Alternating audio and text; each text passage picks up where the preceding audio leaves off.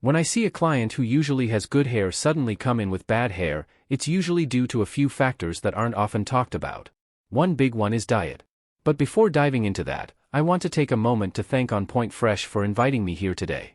I'm Andrew, also known as Andrew Does Hair, a professional hairstylist from Orange County, California.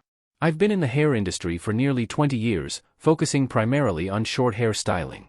Today, I hope to share some insights that can truly add value to your hair care routine.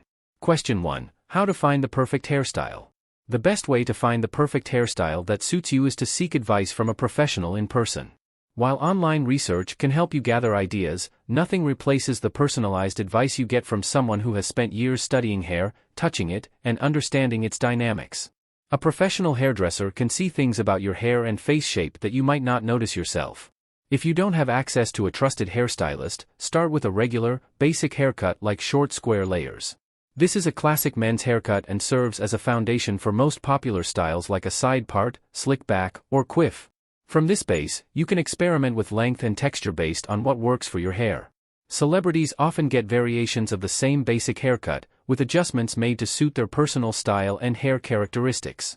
For those who struggle to decide on a hairstyle, I recommend starting with this basic cut. As you get to know how your hair behaves, you can gradually tailor the details to create a look that truly suits you. Over time, as you and your hairdresser build a rapport, your haircut will become more customized, reflecting your personal style and preferences. Question 2. How do you assess what hairstyle suits someone? When I meet a new client, my first step is to observe their overall style, how they dress, carry themselves, and how their hair is currently styled. This gives me a sense of their personality and lifestyle, which is crucial in finding a hairstyle that suits them. Style, after all, is about expressing who you are without saying a word. For instance, someone wearing brand new, clean sneakers probably wouldn't want a messy, grungy hairstyle. Conversely, someone with a more rugged, vintage look might prefer a more lived-in, organic hairstyle. I then proceed to give them a basic haircut with enough length for the hair to move but not so much that it becomes unmanageable. As I work, I pay attention to the unique details and tendencies of their hair, shaping the style to enhance these natural characteristics. Rather than fighting against things like cowlicks or curls, I believe in leaning into them. Many people think they need to fix these features to have perfect hair, but often, the most flattering hairstyles are those that embrace and work with your hair's natural tendencies. By doing so, the haircut becomes unique to the individual, enhancing their natural look.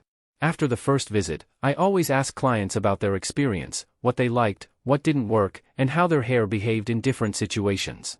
This feedback helps refine the haircut further in subsequent visits, creating a collaborative process that results in a truly personalized style. Remember, the perfect haircut not only looks good but also fits your lifestyle and hair care routine. Question 3. What are the current hairstyle trends? We're in an interesting time for hair trends. For the past decade, the dominant style has been short sides with a slick back top. But now, there's no one-size-fits-all trend. What I'm seeing instead are two key trends: haircuts that last longer and styles that embrace natural texture. People are moving away from high-maintenance fades that require frequent trips to the barber. Instead, they're opting for styles that grow out well and only need a trim every couple of months. This shift is partly driven by the desire for lower-maintenance routines and partly by economic considerations. Not everyone can afford a $100 haircut every 2 weeks. The second trend is a move towards natural, wash-and-wear styles. Many guys who used to blow-dry and style their hair extensively are now looking for looks that require minimal effort. For teenagers and young adults, this often means a return to 90s-inspired, longer, swept-back styles like Leonardo DiCaprio's iconic hair.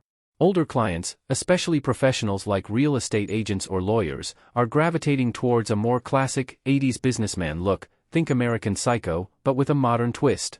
These styles are low-maintenance yet stylish, allowing for more versatility and longer periods between cuts. Question 4. Tips on dealing with the awkward phase of growing out hair. Growing out your hair can be challenging because it often enters an awkward phase where it lacks shape and direction. The key is to keep your hair trimmed and shaped as it grows. Focus on maintaining the edges, like the sideburns and nape, which can start to look unruly as they get longer. A classic approach is to keep the sides short while letting the top grow out. Once the top is long enough to lay back, you can start growing out the sides without them looking disproportionate.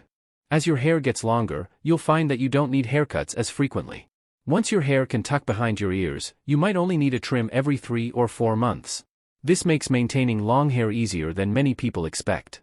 Just remember to ask your stylist for tips on how to style your hair between trims to keep it looking good throughout the growth process. Question 5. Basic men's hair care routine for healthy hair.